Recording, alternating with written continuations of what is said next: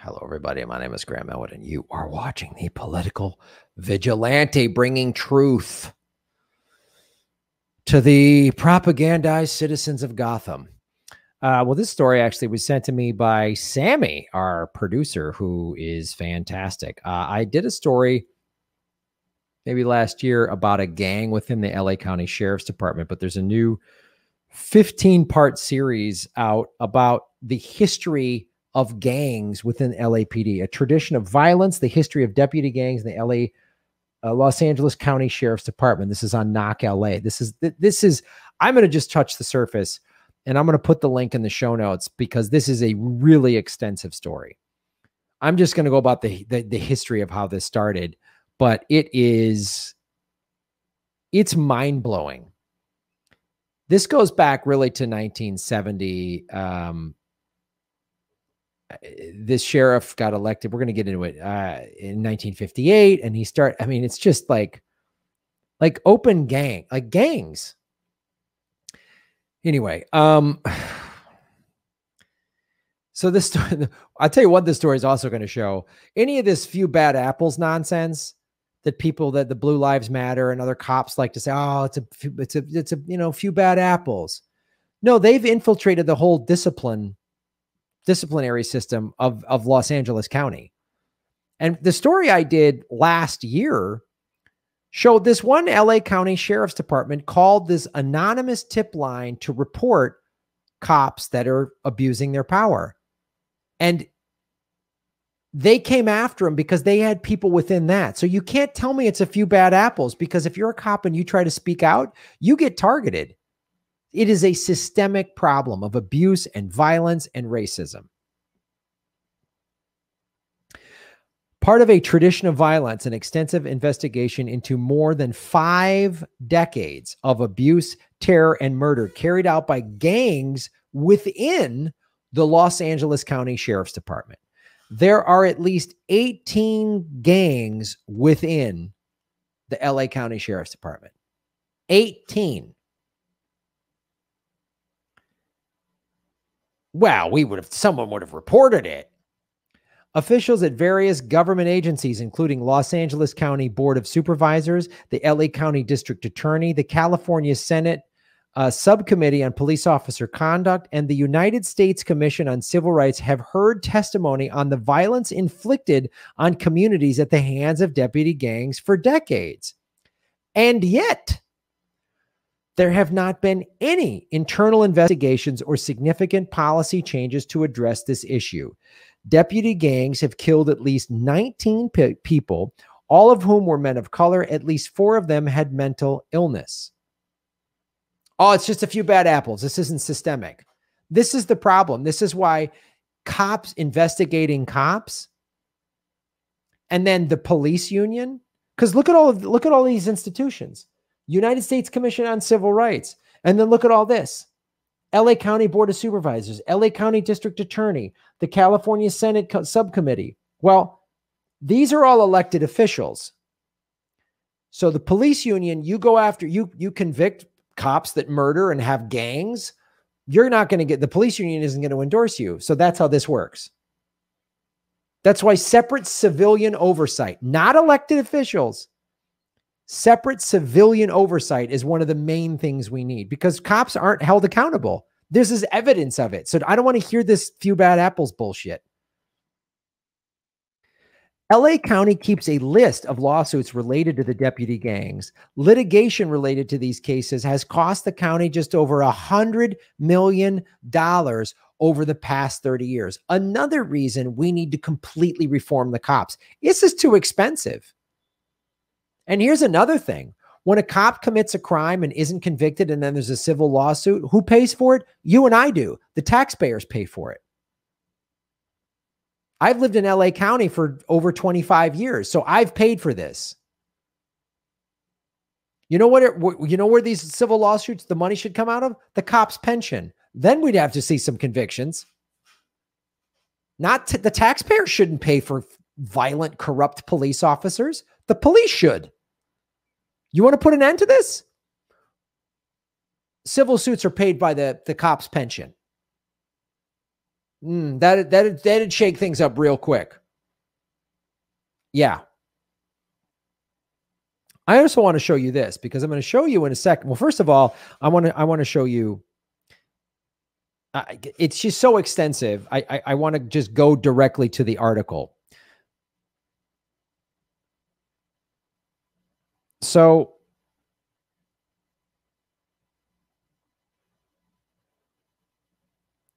the dawn of the little devils. So what this goes back to is Peter Pitchess, the 28th sheriff of LA County, oversaw a new wave of aggressive expansion and modernization following his election in 1858. He introduced policies that drove disproportionate violence towards Black and Latinx communities and whose legacies persist today. Billy clubs, helicopters, freeway pursuits, and the county's first ever SWAT team. The freshly armed forces were on full display on August 29th, 1970, a day that haunted Pitchess for the rest of his career, the Chicano Moratorium. And this Dawn of the Little Devils was like one of the first gangs. So that's, I just want to show you this. And what happened was they targeted people. They targeted journalists, this Little Devils thing, right? So, an estimated 25,000 Angelenos made their way to East LA's Whittier Boulevard to march against the Vietnam War. This is 1970, the height of the Vietnam War. Sheriff's deputies began the day peacefully directing traffic, following Pitchess' instructions to keep a low profile. I want you to pay attention to low profile because I'm going to show you how it's used in a gang thing. But around 1:30 in the afternoon, hundreds of additional deputies arrived on the scene, outfitted in riot helmets. And this was by a LA historian, wrote in his book, Set the Night on Fire, LA in the 60s, after a desultory warning that the rally was an unlawful assembly. Sound familiar? I was at some George Floyd protests. When the cops showed up, that's when it got violent. Friends of mine, Ron Placone, other people like that were at peaceful protests in LA. And when the cops showed up, that's when it got violent.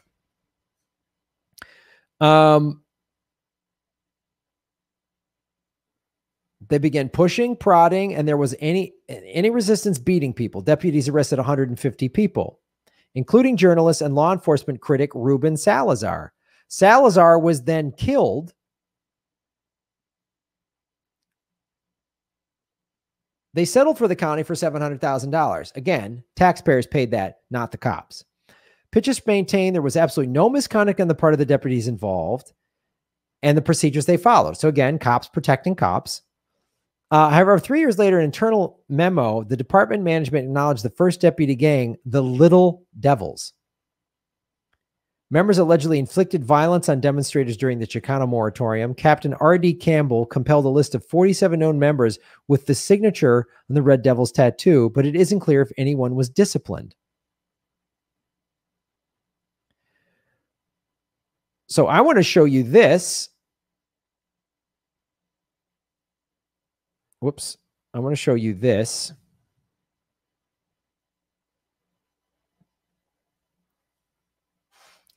This was outside of the East. This was put on the East LA Sheriff's Department office until about 2016 when they took it down.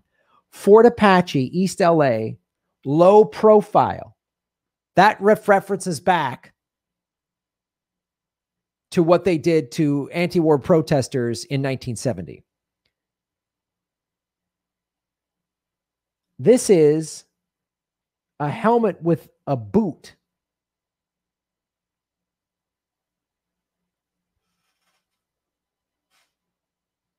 So let's go back to that article.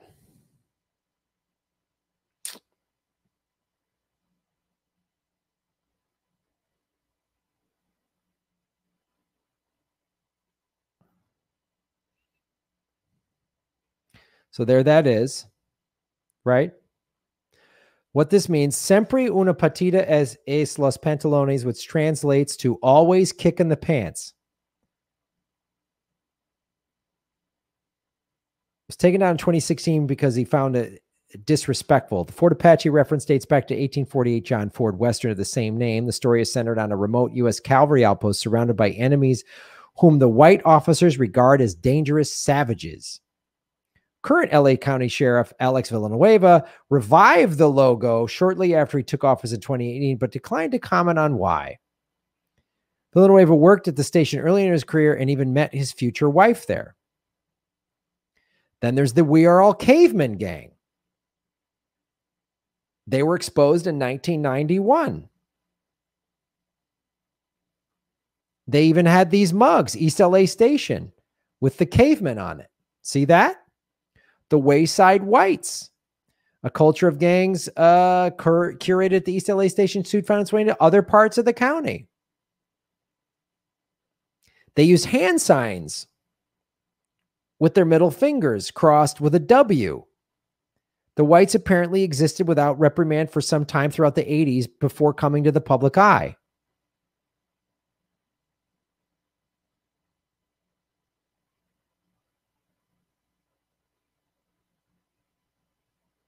Crawford was not deterred. The officer treated me there and I knew something was wrong. He had an attitude. Unfortunately, the encounter was just the beginning of more than 30 years of abuse Crawford has faced at the hands of law enforcement.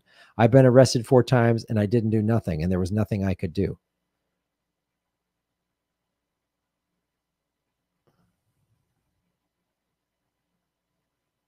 The Wayside Honor Ranch. This was the Honor Ranch, yeah.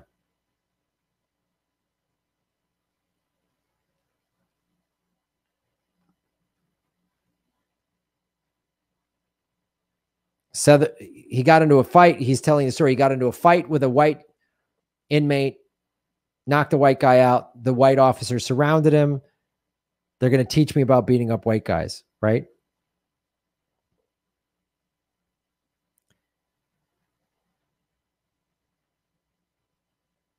I'm sorry to, this is a letter, complaint of Claudel Crawford Jr. concerning deputy brutality at Wayside Honor. This is a letter. In the 80s, George V. Denny was one of the handful of attorneys pursuing cases against police structures in LA County.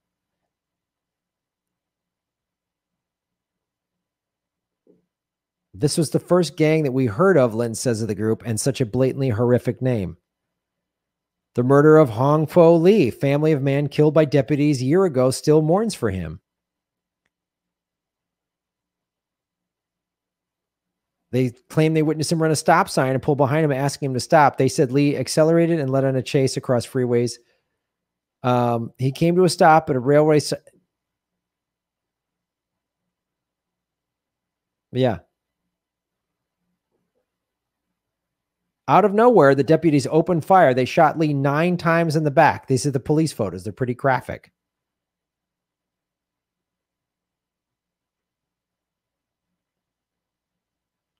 Long Beach police officer Richard R. Boatwright turned to his partner and said, "We just observed the sheriffs execute somebody."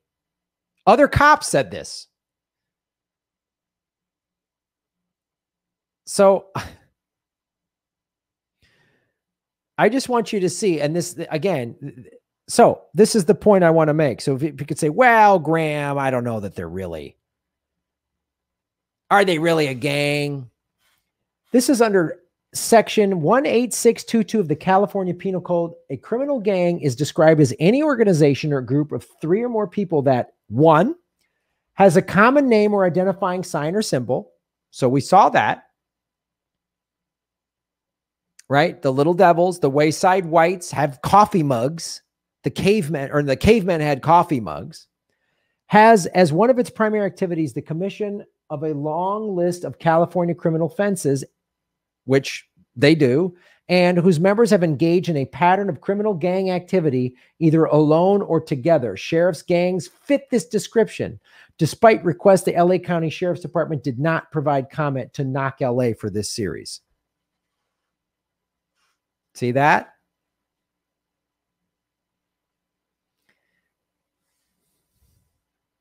What's the argument? Well, it's a tough neighborhood. Now you're targeting people. And they're targeting blacks and Latinos. And all these organizations do nothing. This is why, again, we need police reform. LA County Sheriff's Department does not need more money for weapons and whatever else. They just don't. They don't. Let's spend money on like improving people's lives, not letting white nationalist gangs get badges and guns. And who do you think makes it up the ranks in the gangs? In the LA County Sheriff's Department. It's the same thing of all police departments. They'll do this crap. We've seen the Klan get into, we've seen white nationalists. So this is more evidence that there is a systemic problem of abuse in police departments, specifically the LA County Sheriff's Department, which is one of the biggest sheriff's departments in the country. You can't give me this few bad apples crap. It's covered up. The politicians don't want to go after the police union. There's no having cops investigate cops is like having drug dealers investigate each other or Wall Street investigating itself. It's complete nonsense and it needs to stop. So again, read this whole series. It's a long 15-part series. I'll probably touch on it again, but there's a history of this. It's not just a few bad apples. They've been doing this in the LA County Sheriff's Department for 50 years, since 1970 at least. And by the California State Penal Code's own definition, there are gangs within the LA County Sheriff's Department. Is LA going to do anything about it? Doubtful. We got a Democratic mayor, Garcetti. Doesn't matter. They don't give a shit. He'll kiss the police union's ass. If you're a cop and you really joined to protect and to serve, and you joined for noble reasons, which I believe some cops did, you need to speak up. Don't email me some, Graham, it's tough, and think about all the good some LA County sheriffs have done. Yeah, that doesn't work when people's lives are. American Airlines, Chris Rock said in his act, he goes, American Airlines doesn't go, yeah, think about all the times we didn't crash when they do crash. Right? Think about like a school, if like school bus drivers were just constantly smashing, getting drunk and killing kids. And everyone was like, what the fuck is going on with the school bus drivers? They're out of control. And none of them were held accountable and none of them were arrested. There was no convictions on drunk school bus drivers smashing and killing children when they were driving school buses. And then the school bus union said, hey, think about all the times they delivered kids safely. It's just a few bad apples. Would we tolerate that? No, we wouldn't. We shouldn't tolerate this. Policing in America is out of control. There's evidence after evidence after evidence, police department after police department after police department after police department. If you're a cop with a brain and a conscience, you should be speaking up. It shouldn't be surfer comedians. You need to speak up.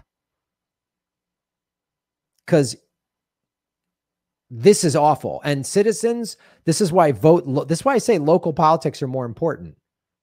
Because police departments are all funded through local politics, through local budgets. So vote out these district attorneys that don't prosecute cops. Vote out any politicians that just bends down and gets on their knees for the police union and lets the police union do whatever they want. Vote down police getting 54% of their operating budget. Like LAPD does. LA County Sheriff's Department, I don't know what their operating budget is, but I bet you it's more than the LA County school district. I bet you they get more than the school district does. Imagine if teachers were killing kids and beating kids and committing crimes. There was gangs within the teachers and they were doing it. Can you imagine? Would we let this happen? I can do these examples all goddamn day. So follow the money, connect the dots, find the truth. Shave your knuckles for justice. Boom. Thanks for watching, everybody. Please hit the like button, the subscribe button. Go to patreon.com/Graham Elwood and rockfin.com/Graham Elwood, where you can support the show. Also, I have a Bitcoin wallet, a Bitcoin Cash wallet, and an Ethereum wallet in the show notes. We're taking cryptocurrency. I have a Coinbase affiliation link. We're going to be getting on some other exchanges. So that's how you support the show. Make sure you hit the subscribe button. YouTube is unsubscribing us at an alarming rate. I have a PayPal button at GrahamElwood.com. I even have a Venmo at Graham-Elwood. There's a lot of ways to support our show. We are getting crushed by YouTube. They're dipped under 73,000 subscribers because of YouTube. Thanks for supporting what we do.